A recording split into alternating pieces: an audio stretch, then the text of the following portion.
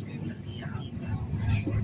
Kapag nasa imo ng mga anti-hypertensive drugs, kay para automatic ban, bisan magkaroon siya ng mga emotional bitaw na suko sa kalit makanan sa dili basta-basta. Mataas ang iyang pressure sa dugo. Kung nasa liganyan, mataas ang pressure sa dugo niya. Kaya tungkol ang iyang so na yung mga possibility na pwede ito yung magkano. So, walang makanan sa continue sa anti-hypertensive drugs niya. Ang ikatuwa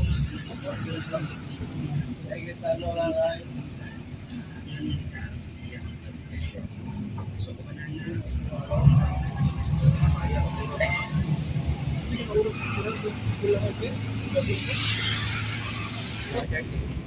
sa sugar mga kanan.